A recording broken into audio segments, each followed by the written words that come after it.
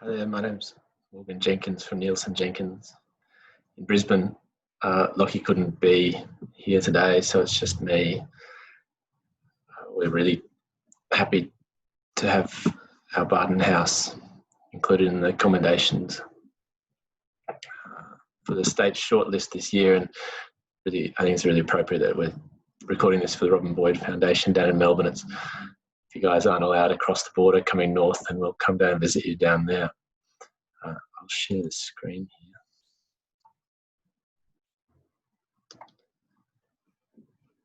So the Bardon House is the renovation and restoration of a 1971 house that was designed by Brisbane architect Gavin Litfin in what he described as a burst of residential work after arriving back from Yale in America at that time.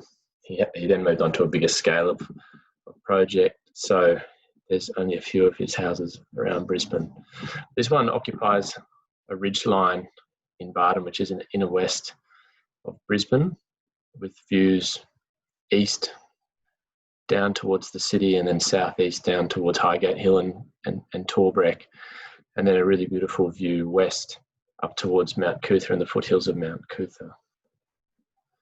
The house is kind of iconic in the area. I grew up down the road and would pass it often, and on my way places, and lots of people have come forward since we've published photographs of it, have been aware of it or really intrigued by it, and part of it is because it sits so differently to everything else in the area. A lot of the stuff in the area, which is predominantly timber and tin and more of the sort of Queenslander typology, and the house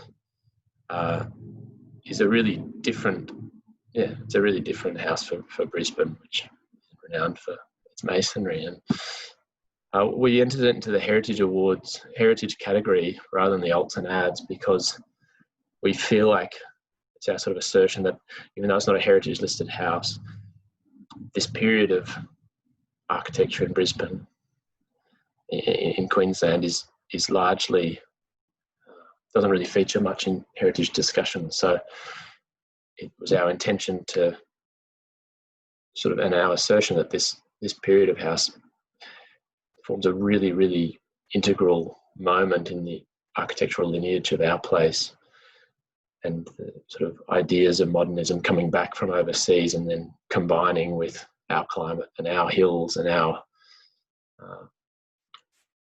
and our orientation and hills and valleys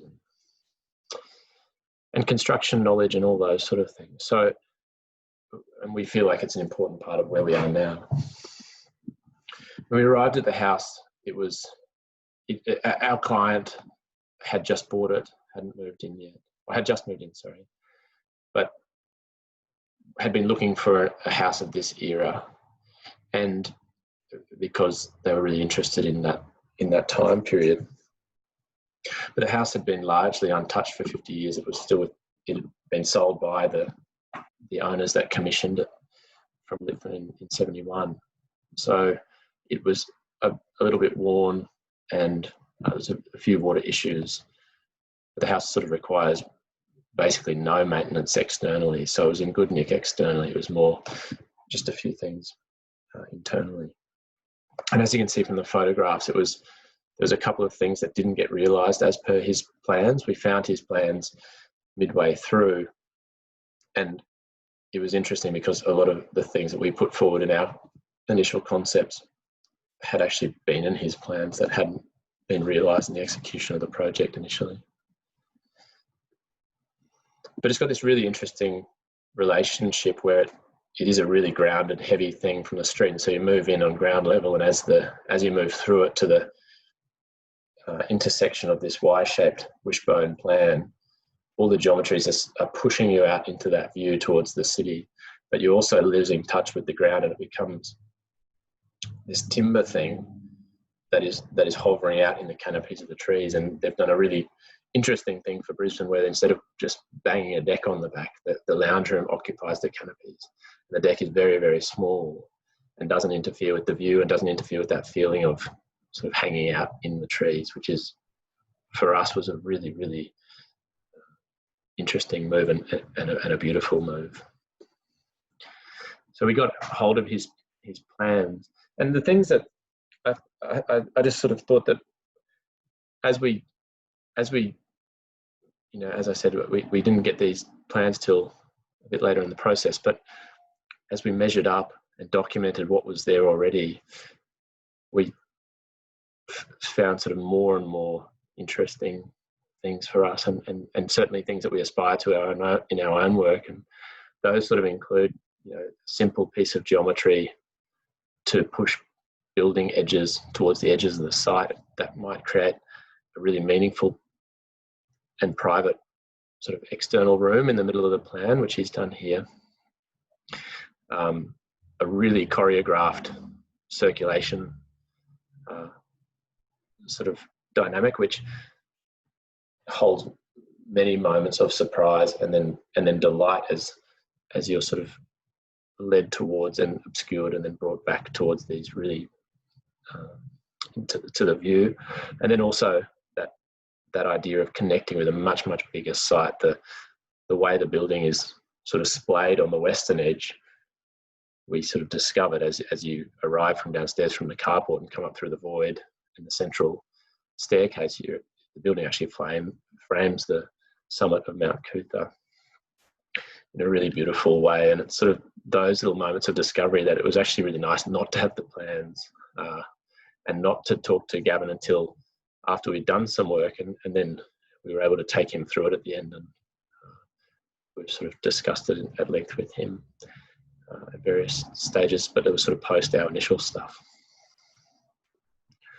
So our work was more around setting up a new external courtyard which would manage security and privacy from the street, the reorientation of rooms using that sort of modernist thing of sort of fixed furniture that doesn't come the whole way to the ceiling but reorients the way that you might occupy a room.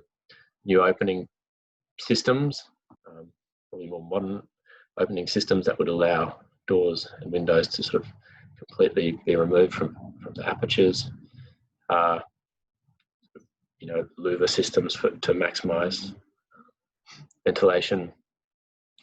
The realisation of a window in the centre of the plan that Gavin actually had in his drawings, and then the ironing nook was replaced with a sort of fireplace and reading snug in the centre of the plan, which sort of forms the heart of the plan, but allows connection the whole way through.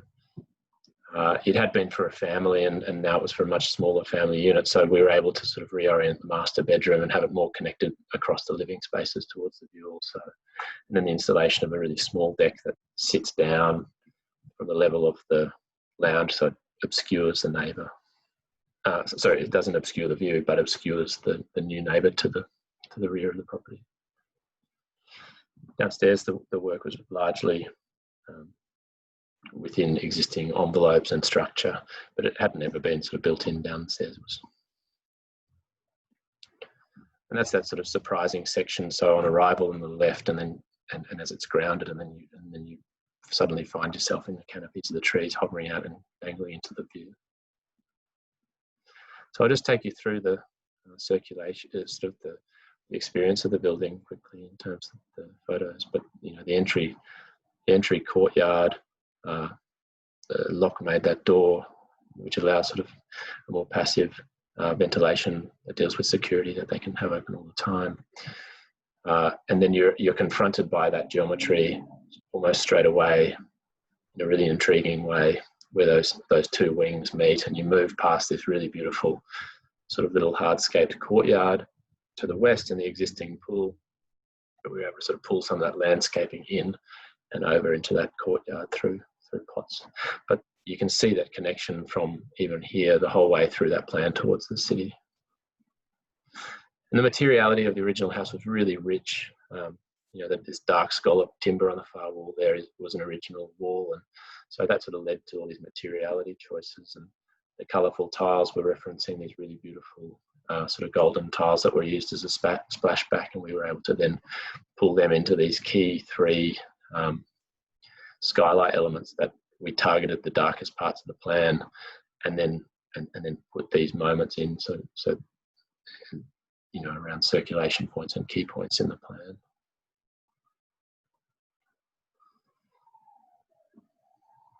You know, that reorientation of the master bedroom, but you can sort of see the layering that those skylights start setting up through the different rooms, and the transparencies between the different rooms.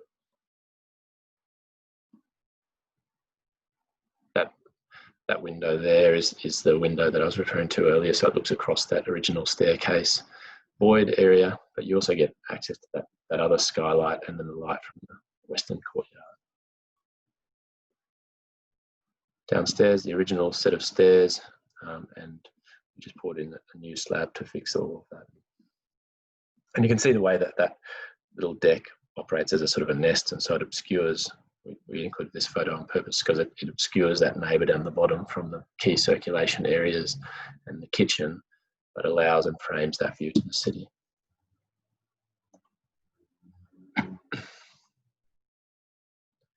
Just a photo of Locke looking pensive in the corner to finish off with. But yeah, I think it will be a contentious thing to be in the heritage category, and we know that it doesn't have a heritage listing.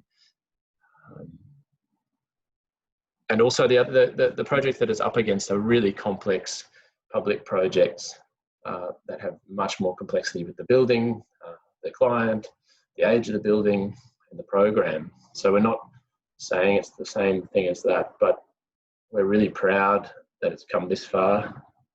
We're really happy that it's being debated, and we're really happy to have those debates with people about the heritage category and whether these buildings have a place in it. I think it's, yeah, as I say, it holds all these moments that we aspire to in our practice, and the things that we love about really good architecture, you know.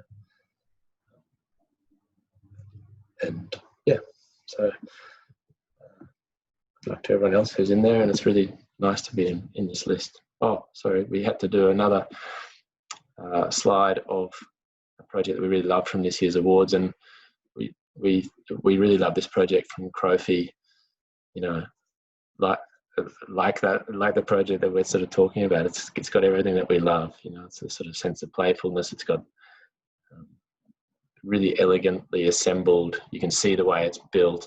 It's expressed materiality, and it's just a really joyful building. It's just so great to see such great architects working on this typology of project and just absolutely killing it. So yeah, so thanks very much for having us.